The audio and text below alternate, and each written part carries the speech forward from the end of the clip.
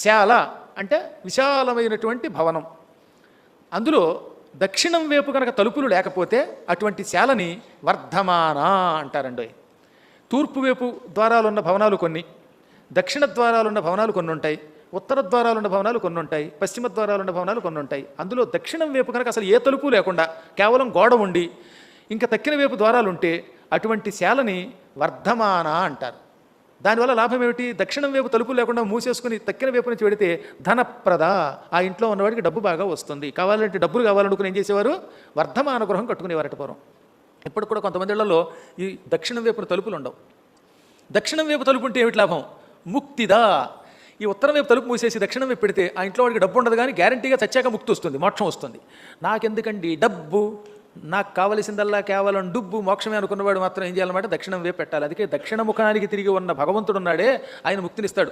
ఆంజనేయుడు కానీ శివుడు కానీ ఇటువంటి వాళ్ళు దక్షిణం కేసి తిరిగి దర్శనమిస్తే ఆ స్వామి తొందరగా ముక్తినిస్తాట. ఇప్పుడు ఇక్కడ ఉన్నాడు స్వామి, ఆయన తూర్పు కేసి చూస్తూ ఉంటాడు. దాన్ని ఏమంటాం మనం? పూర్వ ముఖుడు ఆయన. అదే ఆ శివుణ్ణి దక్షిణం వైపు నుంచి చూసామనుకోండి, అటువైపు పెట్టి మనం, అటువంటి వాడు ముక్తినిస్తాడనమాట. ఇలా ఒక్కొక్క వైపుకి ఒక్కొక్క లాభం ఉన్నది. అన్ని దిక్కులు మంచివే, కానీ ఆ దిక్కుకి ఈ ఫలితం ఉంటుంది కనుకే కొన్ని చోట్ల తలుపులు కొన్ని చోట్ల పెడతారు. ఇప్పటికి కూడా మాకు ఇప్పుడే ముక్తి ఎందుకండి బాబు, డబ్బే కావాలనుకున్నవాడు దక్షిణ వైపు తలుపు లేకుండా చూసుకుంటారట. అసలు ఆ వైపు ఏ విధమైనటువంటి ద్వారము లేకుండా చూసుకుంటారు. అటువంటి గృహములు అక్కడ ఉన్నాయి. ఆ